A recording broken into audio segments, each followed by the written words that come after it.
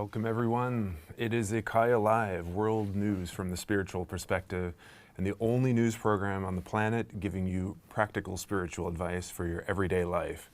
Remember to, down below, subscribe to IKYA.official, our YouTube channel, like the video tonight, and most importantly perhaps, go ahead and share this episode of IKYA Live with others right now. We're broadcasting live. Anyone and everyone can join.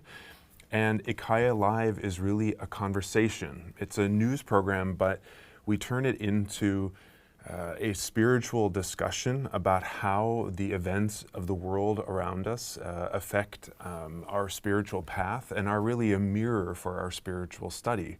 So together we get to explore news topics every Monday, and it is dependent then on you bringing your questions and your comments to this conversation with IKYA. So please do go ahead and share tonight's episode right now with any other spiritual seekers that you know. Tonight's topic is really kind of in the news in a lot of different ways, and both directly and subtly, because it's really about the question of whether we will continue to have freedom of thought. Will we be able, of course our brains are capable of free thought, but the question that we're sort of raising tonight is, given the rise of big data, big corporations, big government, everyone from every direction wants control of our minds for different reasons. So a lot of our culture right now is focused on more and more control of the mind and less free thought. The question is are we able to kind of balance that going forward? Will we really be able to lift free thought and keep it available, or will it wither away? So that's where we're going to open tonight's IKYA Live. Remember, come with your questions and perspectives, and let's turn it over to IKYA. IKYA, what really is the future of free thought?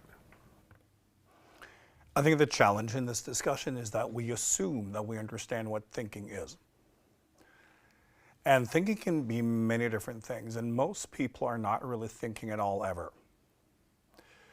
So the question of free thought is therefore interesting because, yes, you have the ability to think, but most people choose not to. So first, let's go into the definitions and what we mean by thinking. There are many different levels of thought, right? And often what we think of or believe to be thinking is when you have definitions, when you have words, when you are aware of what you're thinking. The process of thought is more intuitive and more connected to your subconscious. Remember when you sit and ponder and reflect, you'll find that often there are no words. There might be concepts, ideas, but then you just sense things flowing through you, right? So you can have deep thoughts without any definitions. So you can think without understanding what you're thinking about, because it's simply these different waves of information and signals moving through your body. What we define as thinking in our culture, that's actually not a biological ability. It's cultural. Just like speech, talking, right? If you take a child and place that child in the jungle, it's not like that child will start speaking, right, by themselves.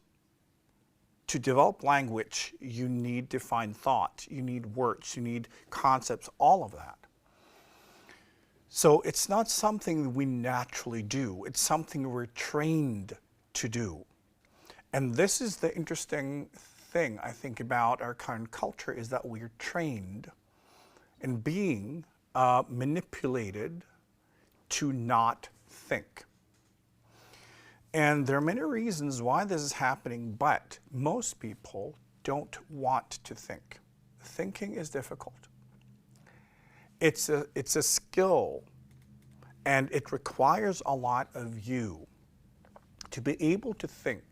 Because thinking will contain images, concepts, ideas, memories, imagination, all of that. And to truly think, your brain is hardwired to connect thinking to problem solving.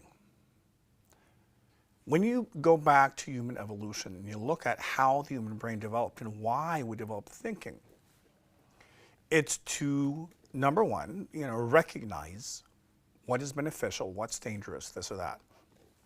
And then I begin to plan around it.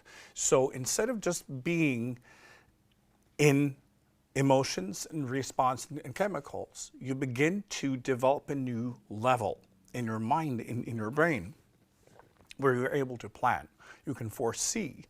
Based on your memory and experience, you begin to stitch that together. And that's really the level of thinking.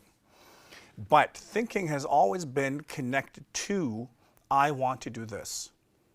What are the problems? What is it that I need to solve in order to get there? Or there is a problem here, something is not working. What is it? How can I then make it better or solve it? It's always connected to goals and problem solving and challenges. So thinking just for the fun of it, it's something that most people don't really do. And when we look at our current culture and civilization, we're obsessed with removing problems and challenges. So we have less reason to think. And we're more controlled by our emotions and feelings. So when we live in a consumer world, where the purpose of everything is to satisfy our needs, that will move us into a landscape where it's about us feeling things and then trying to find ways to compensate for that feeling. Right? I don't feel good. Give me some chocolate. Or I will go shopping and get myself something. Right? Instead of thinking, because then you can find a solution to your problem. So, the connection between emotions and thoughts are really important, because in our civilization at this point, we've got it backwards. Now, feelings and emotions are really there to help you identify when there is something you need to fix. For instance, I'm hungry, let's find something to eat, and then you create the thought and the plan. If you don't have food, then you need to figure out how to do that. That's the thought process. So it's first indication that you need to do something. You set a goal, and then you do it, and when you achieve your goal, you will then get positive chemicals telling you that, yeah, you did good, let's do that again. We've moved into a society where we are not the ones solving our own problems. In fact, we expect everybody else to fix our problems. I've talked about this a lot recently with a consumer mindset to our own lives. So when something is wrong, we just have a feeling, and then someone should take responsibility, which is not us, because we just want to choose between solutions available to us instead of thinking. Because when we encounter something in our lives, when we begin the process of analysis and relating to it and thinking and planning and all that, we can make structural changes, we can make real changes in our lives. When we feel, it's not about making changes. It's simply about satisfying the feeling. Understand the difference? So you will kind of then self-medicate but stay in the same spot. And this is what the big kind of consumer machinery and the big corporations want you to do and want you to be. Because when we can take thought out of the picture, you will stay miserable, unhappy, and depressed, and you will not understand your life or your problems, and you will buy more stuff. And that's the purpose. So remember that the whole world is basically controlled by a few companies. And to them, we are basically livestock, right? So they need to keep us productive, productive meaning going to work, making enough money to buy stuff. But it should not work in the way that we don't have problems. We should have a lot of problems, especially problems we don't understand. And we should feel a lot instead of thinking. So we get stuck in the same problems. And then we just want to self-medicate more and more, which means we buy stuff. Everything we do in our life at this point is connected to consumption in some way. It's all people want. When we think for real, we can find real long-term solutions. We can build strategies and we can achieve them, which means we buy less stuff. We stop self-medicating. And we're not controlled by our feelings and emotions. And that's bad for business. The challenge is that humans are hardwired to not want to think. It's safer to follow someone else. We have that in us, right? The cowards have always been better at surviving than the brave ones, right? The brave ones, first movers, they die. And the cowards, they will just move out of their, corners when it's safe and everybody else have died. So the cowards are the winners of evolution. We like to think of ourselves, ooh, I'm the winner. No, you're fucking not. You let the other ones do the work and then you survive. And this has been going on for hundreds of thousands of years, right? So we want the other ones to do it. So we can be a coward, feel safe, and let someone else do that. That is what we're like as humans. We like to think of ourselves as fearless and brave, but they died. They always die, even today. So we are a population of cowards. And there's nothing wrong with that. Just understand evolution is what it is. This is also why it's so difficult for us in our own lives to be brave. It's not a dominant feature of our genetics. So, what do we want as a coward? We just want things to work. We don't want to take any risks. And we want snackies. Right? We just want to feel safe. And whenever we have a feeling we don't like, we associate that with fear, like someone else should do it. Right? So it's so easy to move into that mindset. And it's too easy for the corporations to manipulate us because we want to be manipulated, because then we can tell us that, well, I'm not really in charge anyway. It's them. And as a consumer, we can just sit there and bitch and moan and self-medicate without having any clear plan, without taking any real responsibility. So when we don't, we stop thinking. It's interesting. As I said, genetically, thinking is connected to problem solving. Look at all the philosophers. First, you establish a problem. And that triggers the brain. Because what your brain and what your mind is doing is trying to build maps.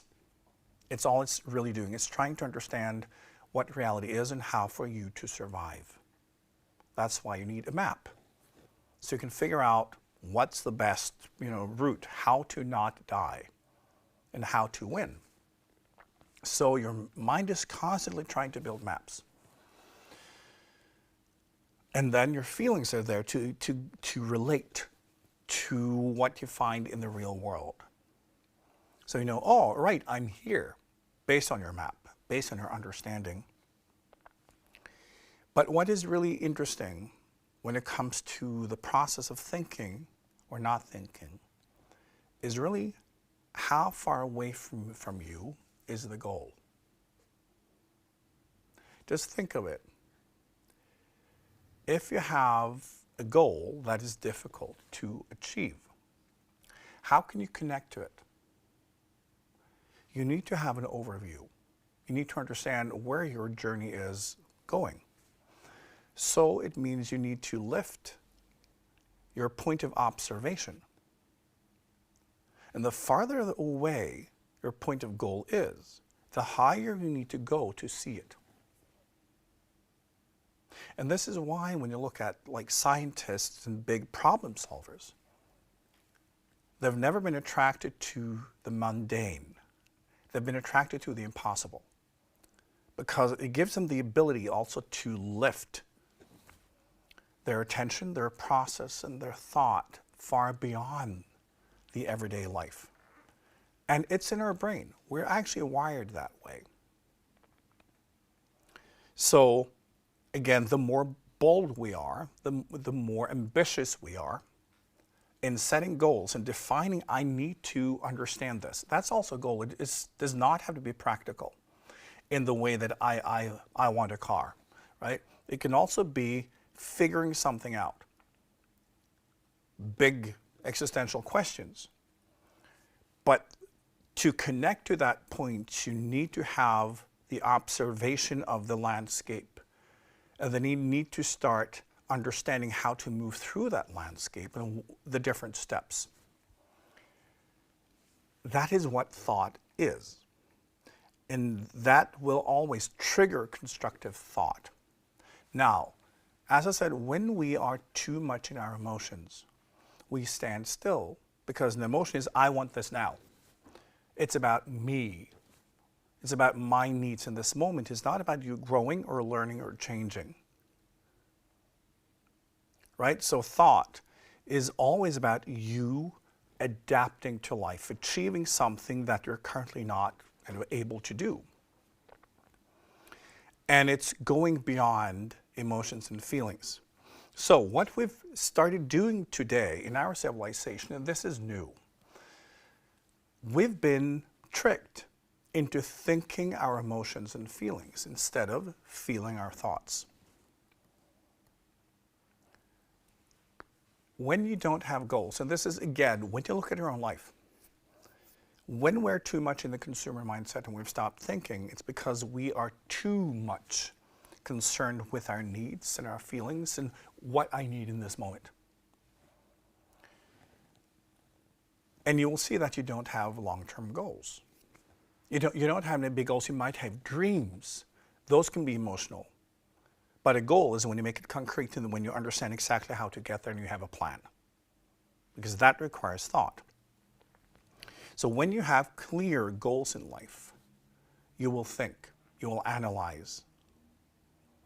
When you just feel, how can this satisfy my needs, you will stop thinking.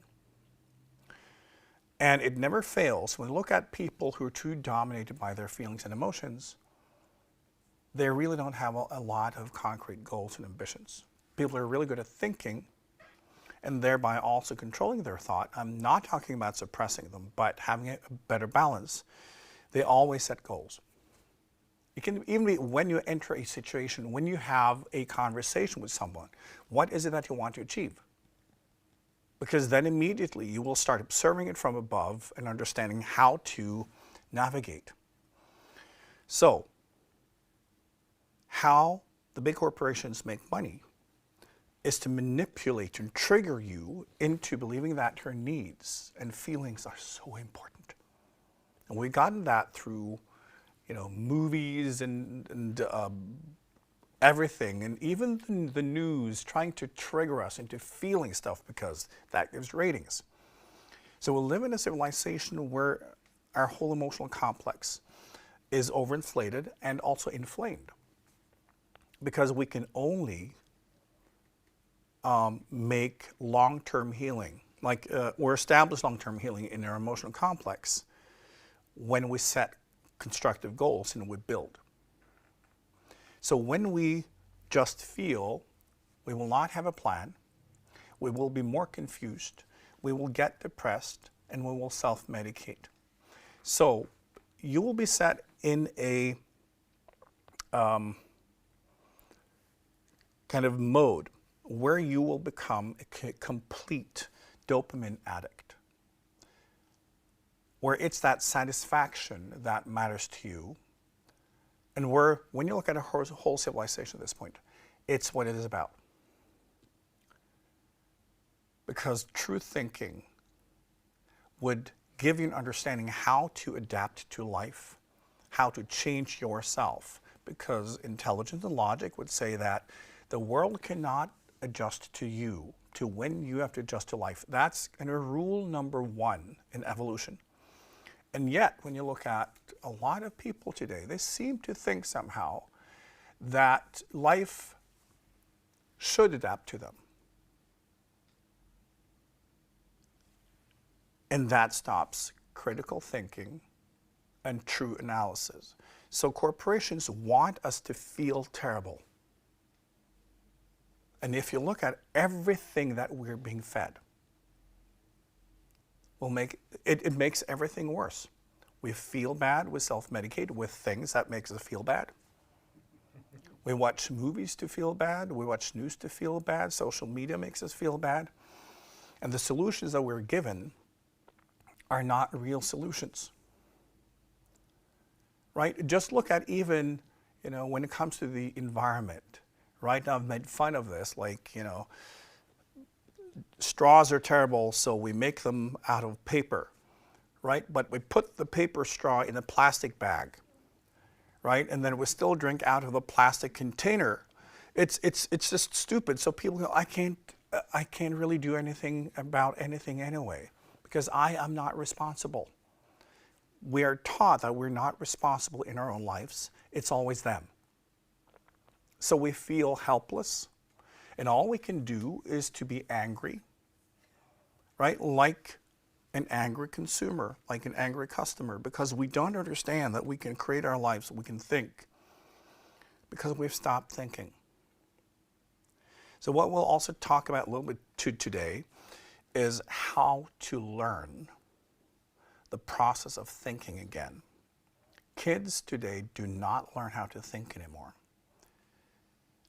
And we need to learn how to think critically and to analyze and to move out of this emotional slavery that the world's corporations are keeping us in.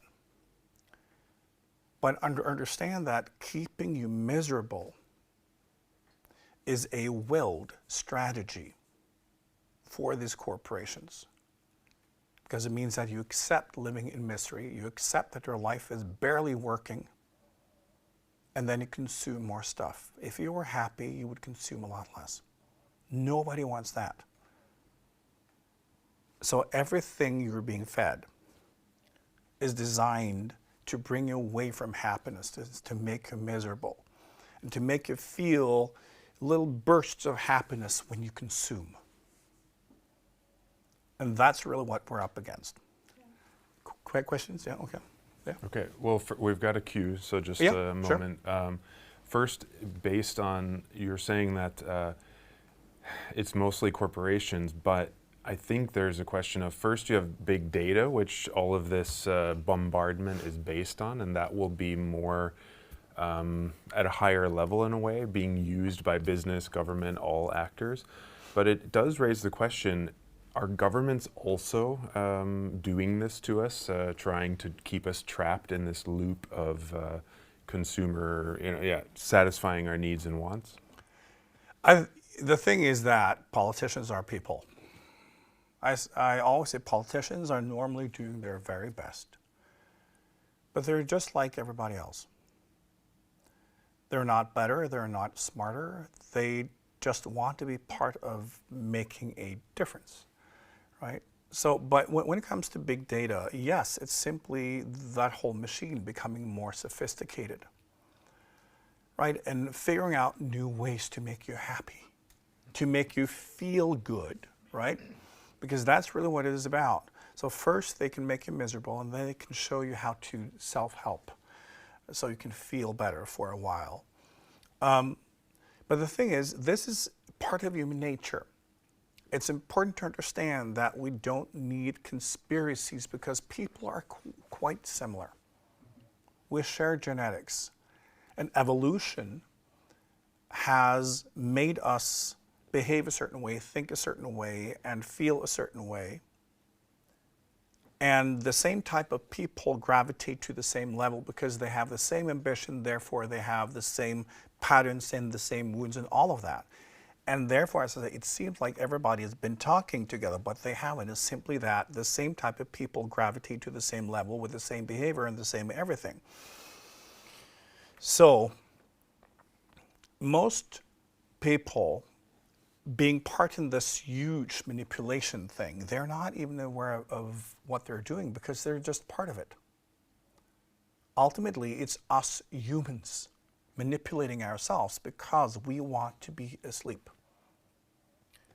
Often I tell people that you can never be manipulated. You're just making stupid decisions. Because ultimately, you're making the decisions every time. And you let something outside of you influence you, which means you have the intention of not making the decision on your own because you don't trust yourself. So it feels better, you know. We all want to be told that we're doing the right thing. So we have that weakness, which means we want to trust someone, we need advice. So we make stupid decisions. We're all like this. So it's important to understand this is not a big conspiracy, it's just human nature. And when we look at human nature behaving in huge collective waves, right? When we're now more of a global civilization, human patterns will take a very different shape because it's happening in all of us at the same time, right? And this is why it becomes something else. Because in a very kind of small group or society, that dynamic will be different. But now, because we are who we are, we need to take a step back and look at what the fuck we're doing to ourselves. So we are all part of this manipulation for as long as we are letting ourselves be influenced by it. So you're not being manipulated. You are choosing not to make decisions for yourself. And that is what we have to start doing something about. All right, we have, I think, Sara first in the audience. Yeah, this is a two-part question, really. I feel like as though I've been aware of what you are talking about, but I also feel like with every 6 months, it's like accelerating, and it's accelerating a lot, especially with like younger kids being on TikTok, and then now they're like a lot older, and they're still in that loop. And I feel like everybody is like in a loop. And to do what you are talking about, strategizing and thinking clearly, it takes a lot of discipline, and you have to like lift yourself out of that loop. And it's almost like it takes muscle power to do that. So the first question is it accelerating really quickly now? And number two, how can we like easier get out of that loop? Because it's also kind of interesting when you get out of it and you observe yourself. Everything is just going. The Absolutely. Kids, like grown kids, everybody's just like looping. Yes, it is going faster. This is why this is a very important topic. Now, we have to start with the sense of entitlement. Entitlement is not just claiming that the world should adjust to you. It goes back to feeling important. We all want to be important and special, right? And entitlement is a way to manifest that I'm special, I'm important because look, you know. So when something caters to us, we feel special. When something is more tailored to our needs, we feel seen. And yes, we are that stupid because all we want is to be confirmed, right? So it starts with that genetic programming. Because remember, just like throughout evolution, where food has been scarce and we're supposed to eat as much fat and sugar and whatever, and that kept us alive. Now the very same genetic strategies are killing us, right? Because we have no off button when it comes to stuffing ourselves. And the same thing with the feeling of entitlement, because that is how we know that we matter. Therefore, every single child is born with that sense of entitlement, craving that, that big, not just confirmation, but that constant presence and being shown that you're important. And how parents do that is by catering to their needs, what they like. It's that tailoring, right? So they don't get like the off-the-shelf life. It's especially for you. We know what you're like. You're special. You're the most important in the world. It's the same thing that the corporations are doing. And this is why big data is becoming so important, because it's simply about learning more about you, so that sense of the loving parent making you feel special. But first, we have to make you crave it more by making you miserable. So it's important to understand that there are real communication strategies about like breaking you down and then at the same time soothing you and making you feel good. We have to look at those patterns, but your vulnerability is your ego and your emotional need to be special and to be important. And remember, as I often talk about, there are two main strategies. You can either do something important and bring true value to the world, so that, yes, you are very important and very special, or you can just create the emotional story that I should be seen for who I am. I'm important and everyone should see it. And that's where they get us. Because most of us do that. We don't achieve great things in our lives, right? So I'm great in myself. Good. Now go shopping, right? So it's how it works, but you will also see that people who achieve great things, they're very difficult to manipulate because they're not vulnerable to this. It's all of us who feel that we're not quite where we deserve. Back to the sense of entitlement, because I'm special, everyone should see it. I don't get the attention that I want. So that's where they get us.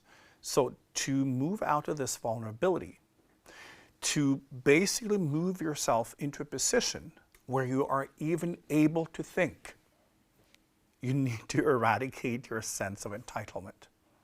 And that is really difficult, because it's the most kind of foundational feeling that we have as humans.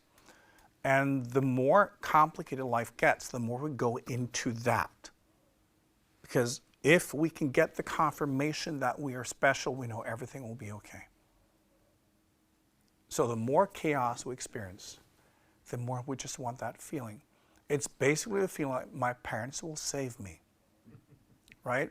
For a small child, they need to know in a crisis that their parents will take care of them. They will be, they will be the chosen one.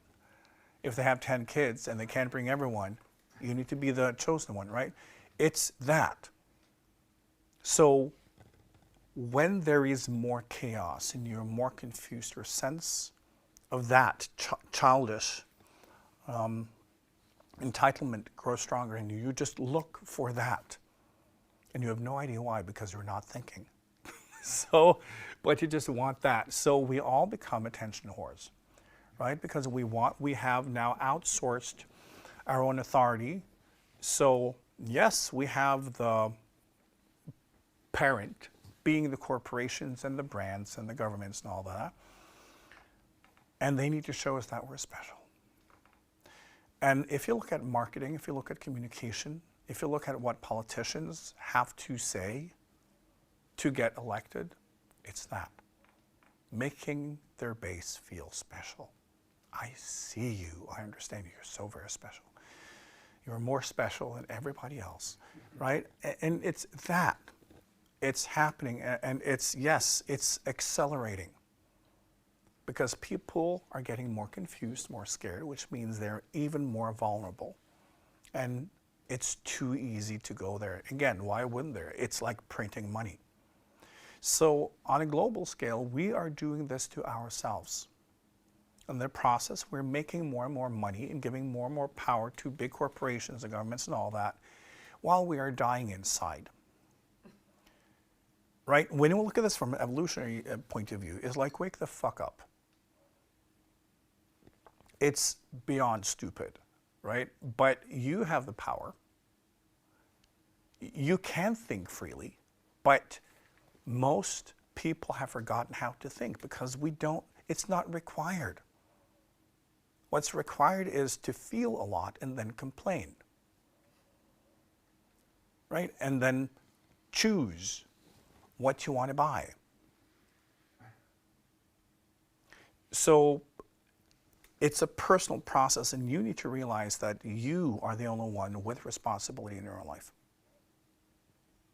You're not special. You're not important. That's just crap. Look at your life, look at the potentials, look at your talents, look at how you can bring value to the world. Set long-term goals, work for them. And to achieve all of that, you have to think. So it's not really difficult, but we need to kind of look at where we are at in our civilization, in our history, because this is new, it's extremely harmful, and most people are drowning. And that's just a fact. The more you understand what we're discussing today, the more you will see it. We have to talk with each other about critical thinking and learn what that means, because people have no idea what it is anymore. They think it's about making up my own opinion that I pull out of my ass. Right? And this is also what you see presenters doing today. I just give you the information, then you can make up your own mind. As if people know how to do that. They know how to feel, so they will, whatever trigger them, they will make up their opinion based on that. People don't understand facts anymore. They don't know what critical thinking is. So we need to train ourselves, we need to educate ourselves, and do not assume that you have not been manipulated, and that you're not manipulating yourself, and that you're not vulnerable to this. Do not. We all are, because we share the same genetics. We need to educate ourselves in the process of thinking. And we'll get back to that in a little while. Okay, we have another question from the audience. No.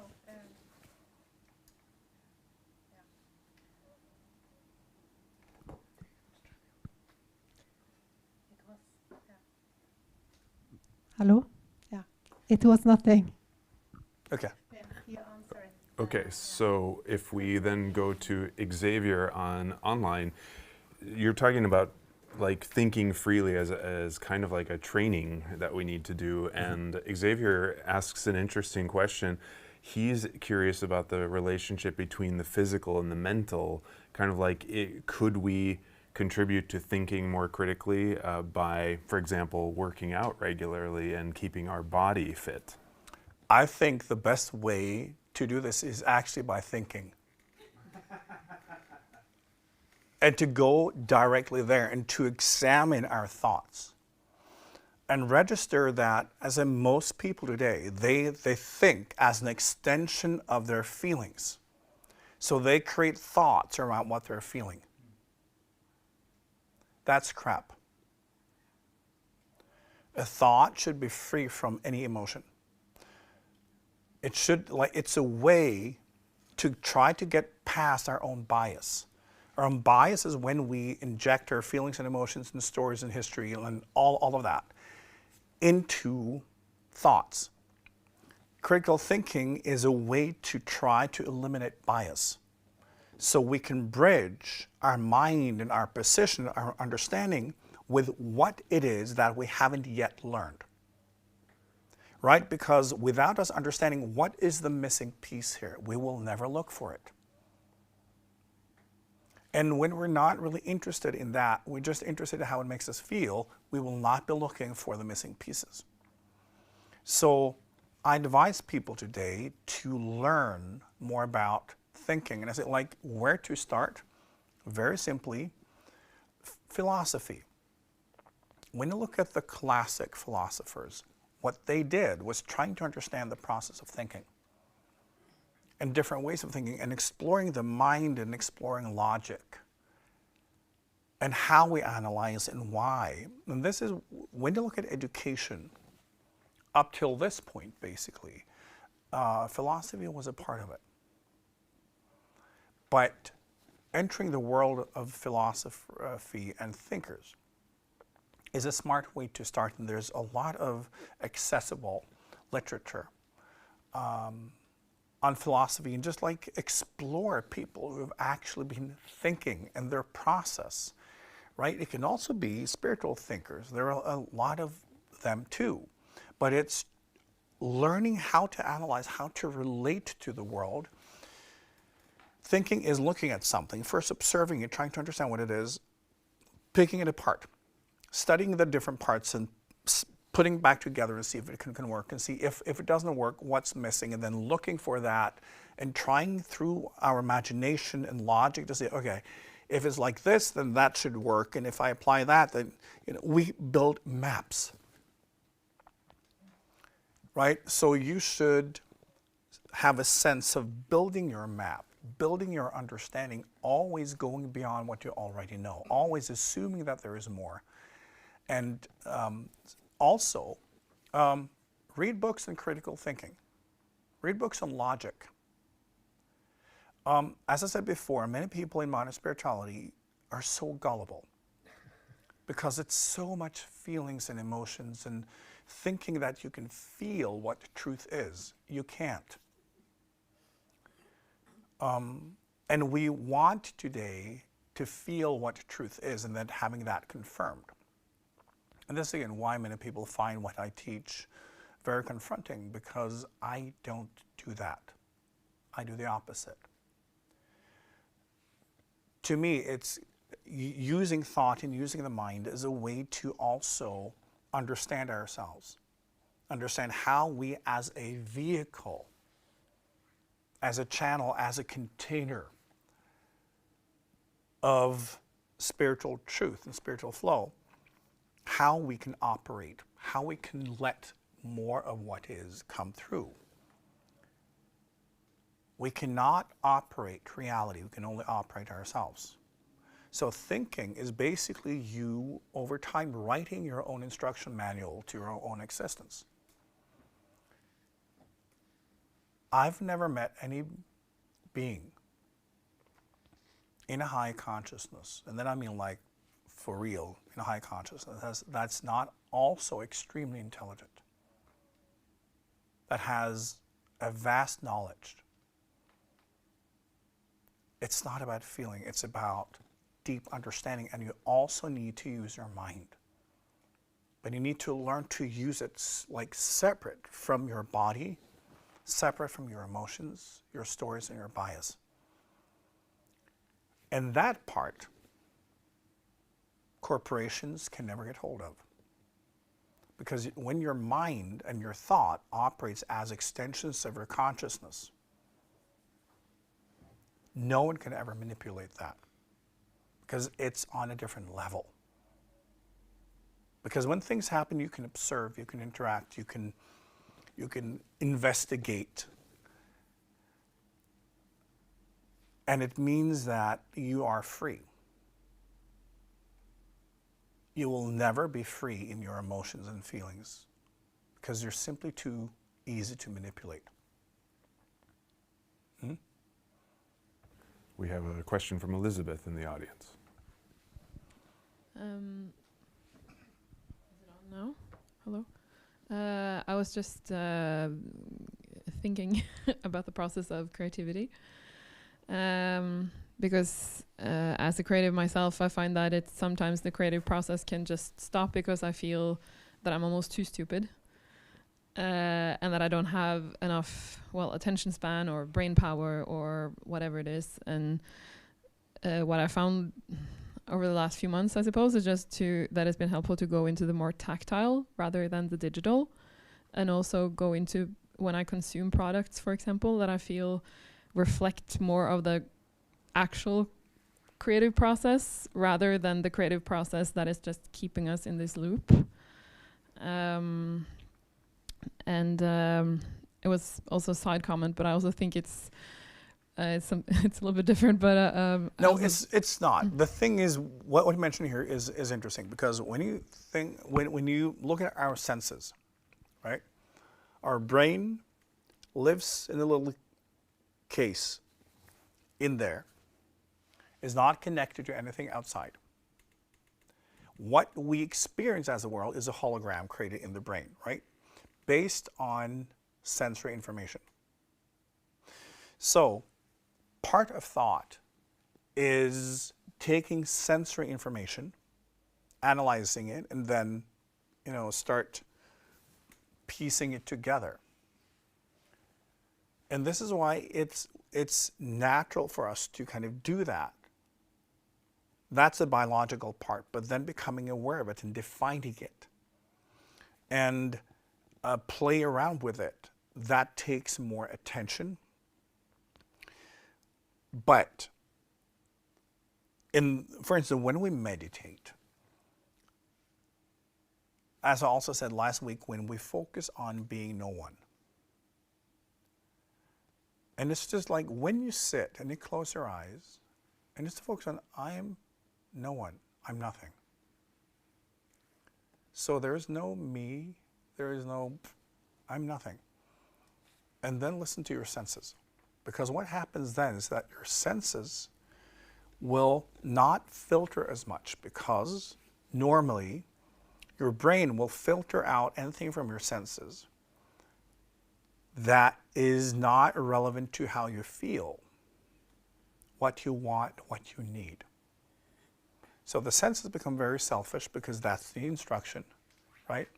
So the more inflamed we get in our emotional complex and our needs, the more our senses will be instructed to only pick up on whatever can balance or heal or satisfy our needs. So when we go into the state of, I'm nobody, I'm nothing, the brain will start removing the bias from your senses. And then you can just listen. And then you just listen to whatever is there because it's there, not because it's relevant to you in any way. Right? And that's also how you really begin to reflect. A higher level of thinking is reflection. And how it works, to reflect, you first need a catalog. You first need definitions. Think of like every single experience you've had. You will understand more of the world and yourself and how things work, and you will create definitions.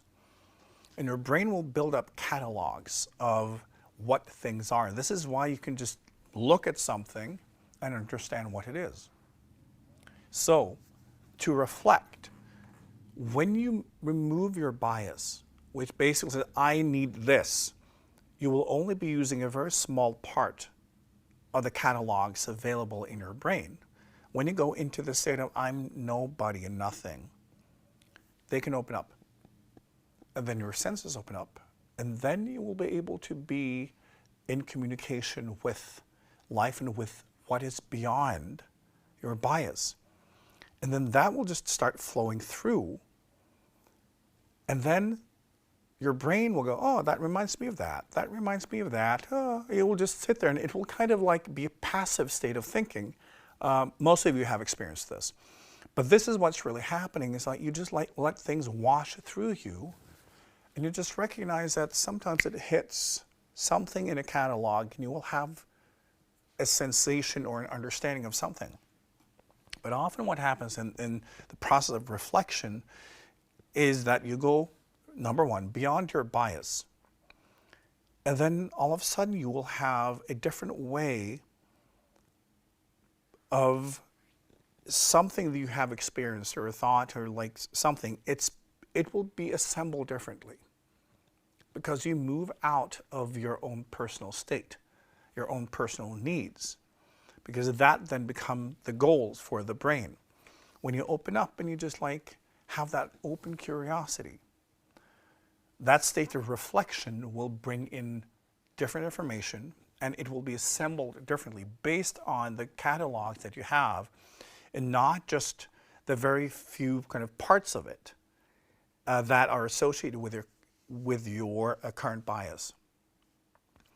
So reflection and learning how to do this in meditation is actually a state of higher thinking, which means also you can have a focus, for instance, something you would like to find out.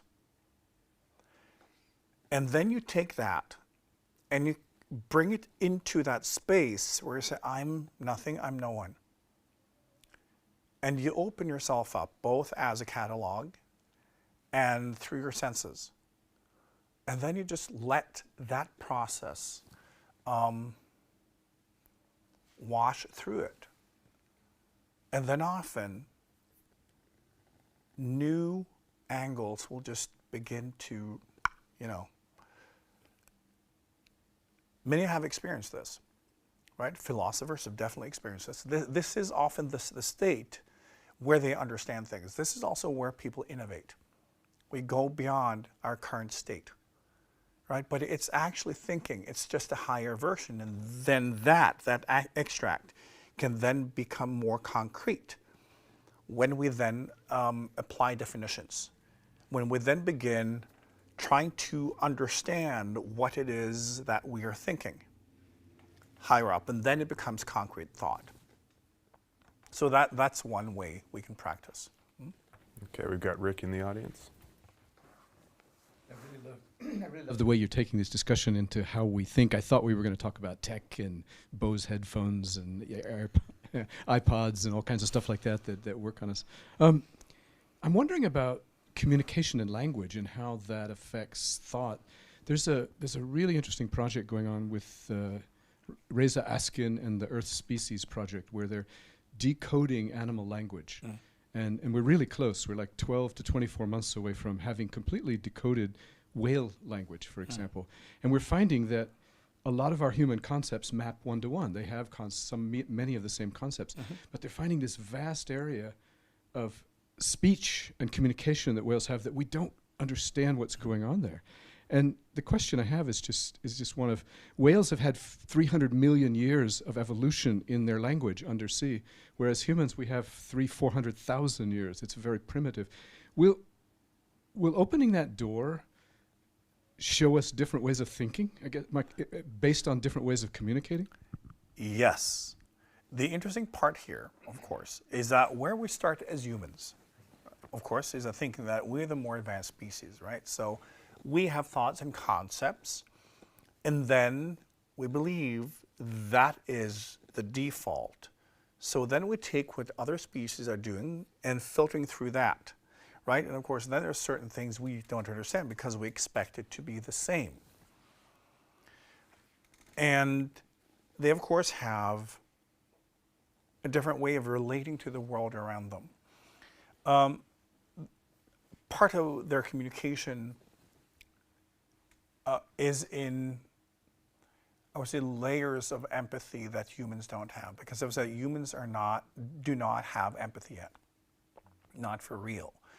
It's something that we can train, and often through spiritual growth work, we begin to experience real empathy. But as I have explained before, human empathy mostly is manipulation. It's like seeing someone's weakness, and we feel a lot because by helping them, they owe us something. And it's about then us like creating this bond. And the more of these kind of connections we create, the more we ensure our own survival. So it's creating this like, okay, you need me, I need you kind of thing. True empathy is unconditional, and it has no purpose beyond experiencing each other and giving space. So a lot of their communication is simply the exchange of coexistence. And they have ways to explain and signal to each other different types of connection and understanding. Humans don't understand each other yet. It's so interesting when people, oh, I understand you. Yeah, you heard what I said. What's that got to do with it? You know, humans have not even discovered that we are connected, right? It's hopefully by studying other life forms, humans will get there, but it's kind of shocking how primitive humans still are. That we believe, oh yeah, we can, you know, tell ourselves that we're connected because we copy each other with like body language. We don't understand, and we should, because physics have explained this for decades now. All the physics is in place, but still we refuse to accept that we operate as one being, that we are co-everything. Whales know this. Many life forms, they know this, and they're able to differentiate in their brains, in their being, signals that they produce, signals that they're exchanging with one or several or a whole group, and they're able to differentiate. Whales can also do this. So they can know, for instance, if they are in communication with 5 beings or 1 or 10 or whatever it is, because then the communication is different. We need Zoom meetings for that, right? So it's like we are not advanced. So yeah, but I think also it is important to understand that as humans are trying to kind of decode other life forms, we need to respect that life forms with a longer continuous line of evolution will have developed types of intelligence that humans do not even have the capability of understanding yet. But that actually, IKYA, our colleague here, he asked specifically, you know, like, is there a way for us to identify what are other, others people's thoughts or other influences, I guess, versus our thoughts? Is there a concrete way to kind of separate those two? Yes. But you need to be able to identify the vibrational code, which whales do, duh, you know. Every information contains the vibration, basically the channel, right? So when you have different channels, the information of the channel is part of the channel. But in our culture, we have no understanding because, again, we're still pretending that we're not connected. So therefore, we're not looking for it. But yes, in our brains, in our nervous system, it's already part of us that we are able to decode that information. But the only way to do this for real is over time to register, like, what not only am I thinking and feeling, but what is the kind of DNA? What's the vibrational DNA of the information? Because then you can begin to recognize when I receive a thought, and sometimes the best way is to start when you know that you're receiving a thought. For instance, what many of you have experienced is that you are in your own space and all of a sudden you have a thought or a feeling and it can bug you, and all of a sudden you get into this mood. And then the next day or something, you talk with someone and they're going through something and they have these thoughts and these feelings, and oh, it's that. Right, because I was in my space and all of a sudden I shifted, and it's that when that happens, then you need to think. You need to begin the process of like analyzing, okay, what was that? Exactly, what is the difference between that and my own energy? That's where we start, is by recognizing when it is happening. And then try to look at, okay, what was that compared to my own thought, right? And you will, over time, be able to register that there is a different code. And you can train your brain and your body. Then when you fully understand, not necessarily fully, but at least you understand your own vibrational code, because it's just like your DNA. You can then more easily be able to also kind of diffuse when you are receiving from the world around you, because we are one being. And therefore you're supposed to, but it's intelligent to learn to understand what something coming from you is and what something coming from someone else is, right? And you can therefore also learn the same when it comes to other people.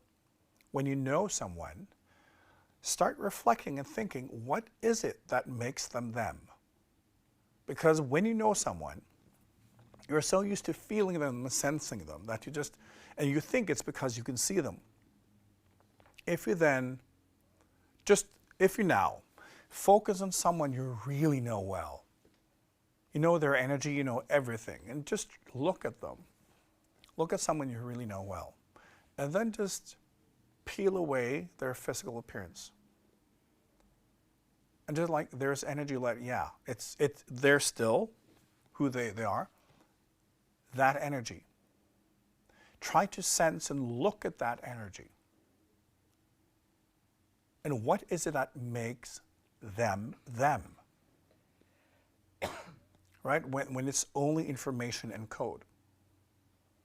You can sit in meditation, do this, and also just try to think, and just engage in that and try to look at that kind of body of energy and information. Look at your own, right? And just do that and play around with it. And when you've done this for, decades, then you will have learned how to recognize different individuals, what type of, if it's a thought energy, emotional energy, or like something else, where it's coming from. If it's, again, a group energy, individual, who, what, because it's not difficult. It's just a cultural thing, right? But it is part of our DNA, because this ape here is a hybrid, right, between a primitive life form and alien life form. So we have it in us. So we can practice and we can train.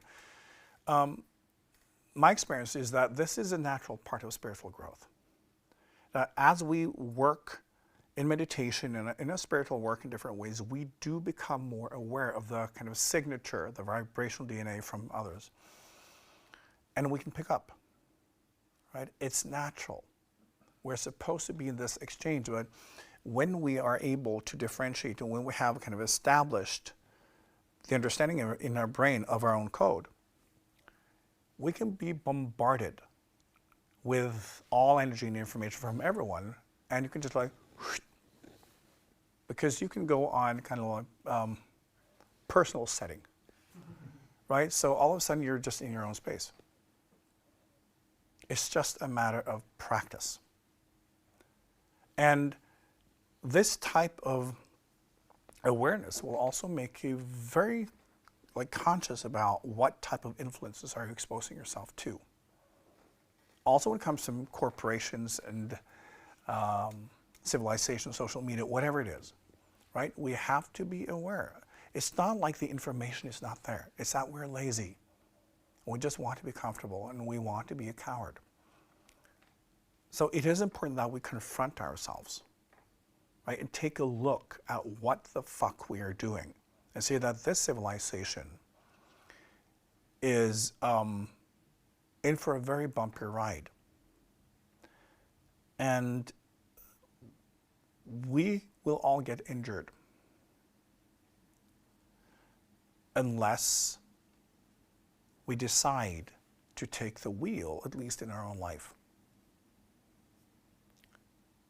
So practices thinking and also learning that do not trust your feelings, ever. You cannot navigate based on feelings. You can try, but you will end up in a circle. You will loop. You need to develop the higher mind. And as I said, our civilization is currently doing everything they can possibly come up with to keep you miserable in your emotions and feelings. Waking up does not happen by itself. It's more difficult than ever in human history. And yet, even in modern spirituality, people think it's very simple and easy because they think they can feel their way to an awakened state, which of course is delusional. So even spirituality becomes a strategy in how to feel good and compensate for us not being special, feeling extra entitled. Because when we don't get what we want from life, we can get it from God. Right? Be smarter than that. Spiritually, you also have intelligence. Try to access it from above. So go beyond this whole complex that you can see is taking over our civilization. Try your best to rise above it. Access your spiritual intelligence. Learn how to think, learn how to observe, learn how to analyze, learn how to set goals, how to be ambitious, how to manifest, how to get there. We need practices, and yeah, definitely we need a lot of discipline. Other questions? We have a question from Eli in the audience here. Mm-hmm. I'm thinking about traditions. It's easy sometimes to think different than the tradition, but it can be, it's like sometimes like a main road that we just follow into that tradition, and it's easy to just give up. Yes. I think in general, giving up is a thing we need to be aware of in ourselves and in our civilization, because more and more people will give up. There are so many different ways we can give up. And then all there's left is more complaining and self-medication, right? And when we are in the process of awakening, do not be fooled. Do not think that you necessarily are protected from all of this. You're in a life form with a certain DNA. And it's so easy to lose hope, lose faith, lose everything, just feel miserable, and be more confused and depressed and all of that. But when you look at the history of humans, this state has often been the starting point for true spiritual ambition. It's often then that you begin to realize that this cannot be it. This cannot be real. This is not where truth is. And I'm beginning to see I can't relate to this outer world because it's manipulation, it's deceit, and I'm also manipulating and tricking myself. I need to figure out what truth is. So often we need to get to the point where we clearly can't relate to the collective lies anymore, and we begin to see through it. Often that's what it takes. And this is what we should do in our own process. We should find inspiration to let go of the outer world as a source of definition and truth, and see that this is just karma unfolding. My journey is my journey, and I can choose to do it differently. We're moving into a time, a phase of human history where, yes, people will want more control. It always happens. When there are too many options, people want to have them removed. As we see, more censorship because we disagree with the other ones, not realizing that at some point we will all be censored. We want to take away free speech from someone at some point. We will lose it too. But that's what we want. So we want more control, more censorship, less choice, but more variation presented as choice by fewer and fewer corporations and politicians being bought by them. Because it's wonderful to fall asleep.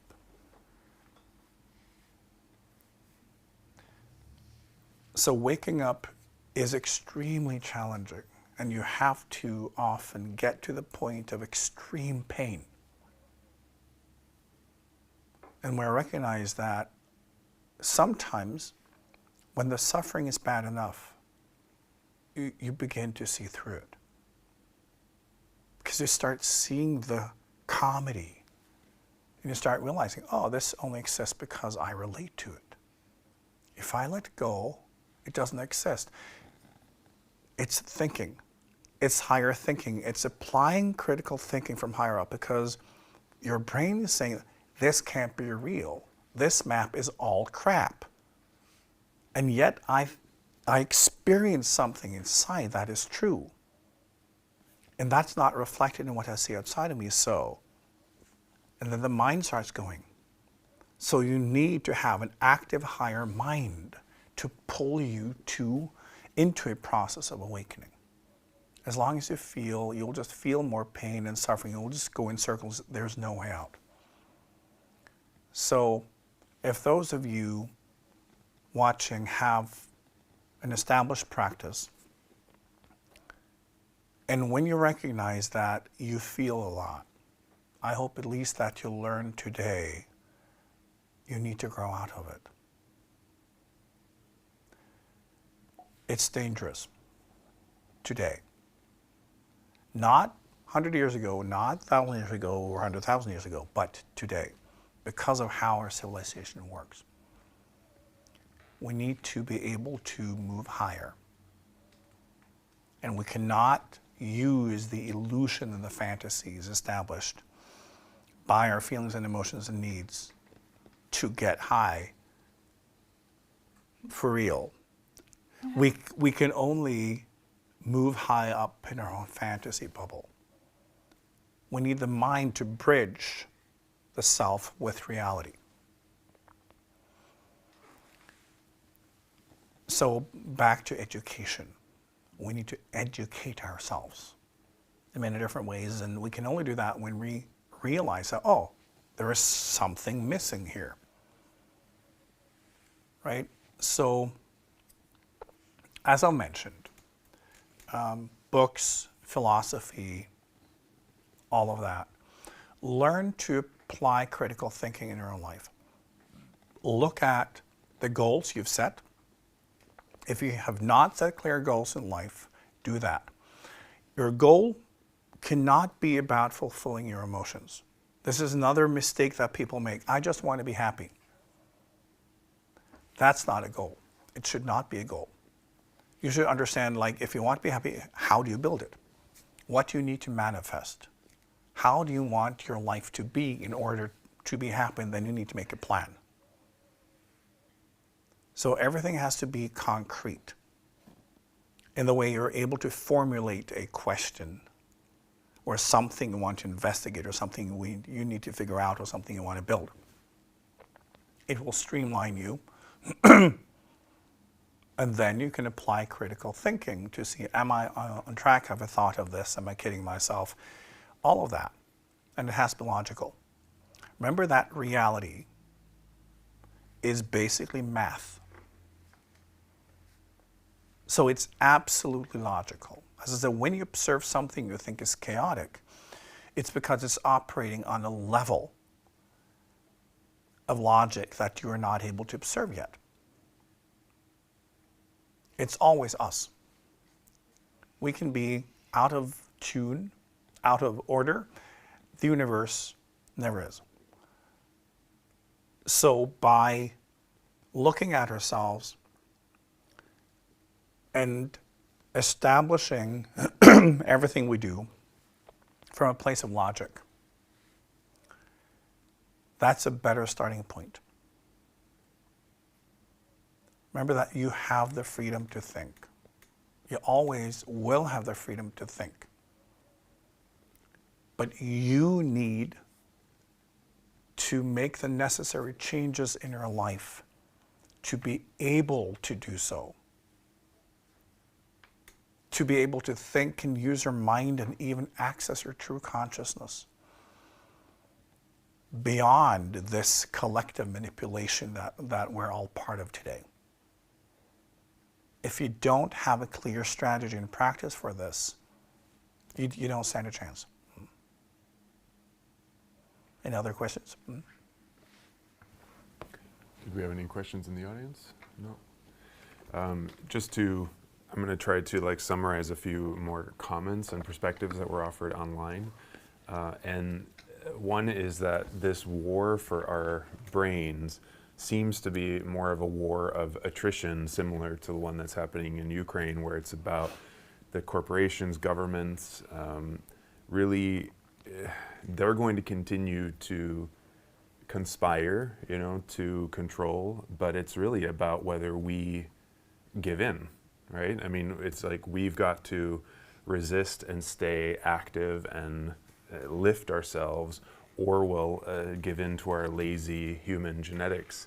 And Fred online, he pointed out that this is the kind of conspiracy that's really not a conspiracy because it's an open strategy.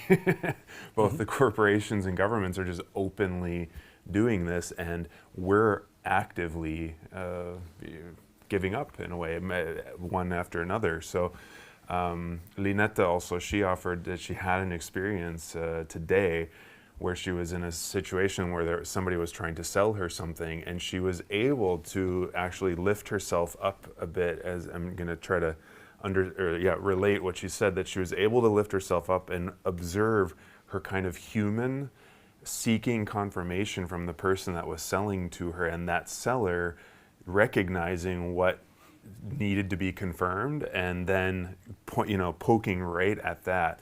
And the only thing that saved her was that she was able to kind of lift a little bit and pull out enough to say, I need a few minutes or I need a day to think about it. So she didn't jump into the sale, and then she was able to reflect. I think it's a beautiful example of what you're saying, how we need to just practice continuously, because this onslaught is coming from every direction. Absolutely. I think this is an excellent example. And it's also back to being aware of our goals. We need to set goals and understand what is the purpose of this lifetime? What is it that we want to achieve? And you don't have to wait, I don't understand, blah, blah, blah. Just try to be productive, try to think. What is it that you want for real? Where do you want to come? What type of legacy do you want? Right? When you are in your 80s and you look back, what would you like your journey to be about? It's recognizing in every single situation, there is something that can be achieved and something will be achieved. Unless you have a plan, you will be an extra in somebody else's plan. And this is also the thing, when you look at brands and big corporations, I've been working with some of them in establishing long-term goals and working with those long-term goals, but also seeing if they can go from being just self-serving to having a higher purpose. And some companies also do that. Remember that there are aware people in service all over. It's not just poor people, it's also successful people, it's also people in corporations. But when you think of in general, The bigger the companies, the longer the focus. Right. And back to, if you don't have a plan, it will be next to someone else's plan. And when you then are up against a corporation with a 30-year plan, they have the milestones, they have the strategies, all of that. And then there's you. Oh, what do you want today? We need plans. We need a sense of purpose in everything we do. Everything has to be deliberate.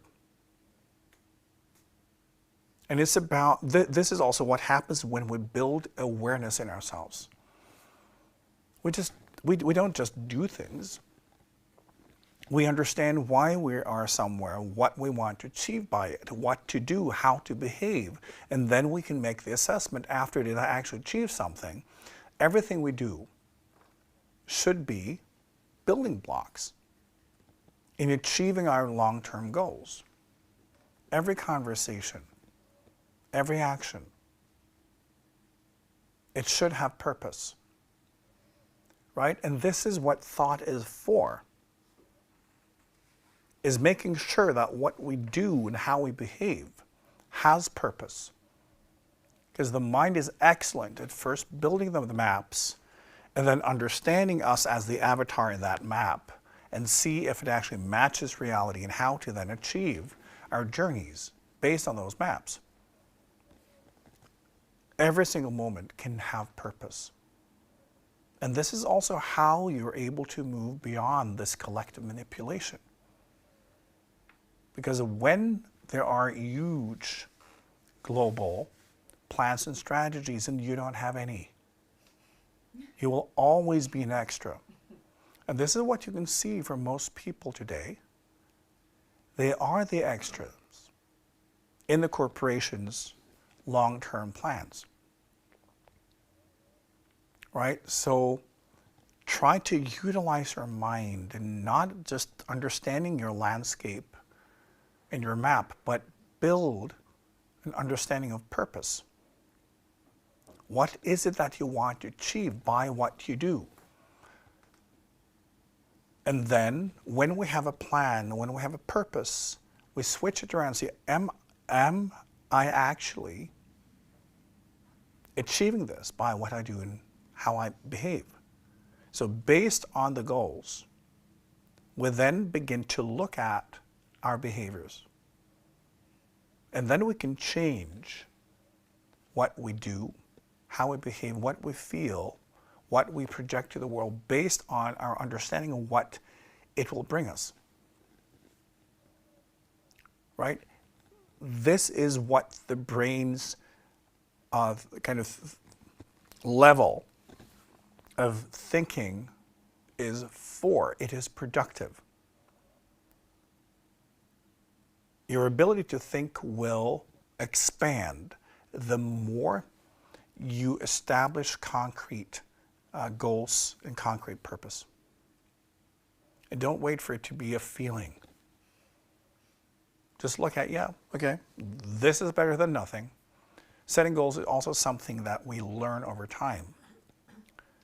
But living purposefully and deliberately every moment is how we fully develop a way of thinking and also using the higher mind. Because then, just like in this example, when you connect with what you're really doing, why you're here and your spiritual purpose, and then you look at, oh, right, I just want confirmation. You can observe it as a, no. You stop making stupid choices. And begin to make choices based on where your choices are taking you. It's very simple, right? It used to be a natural part of being human. If you go back a few generations, this is how people thought. They had a plan, they had aspirations, they wanted certain things, they wanted certain milestones in life. Now it's all gone because we can just buy it. So people get very kind of short in their perspectives. So people get even more blind, more vulnerable, and they want to be led. So, and then they vote for politicians that basically just promise them stuff, right? Because they just want to feel good, and it's all really stupid. So train your brain, and yes, look at everything you have in your life, different types of technology, how that can also influence your ability to think.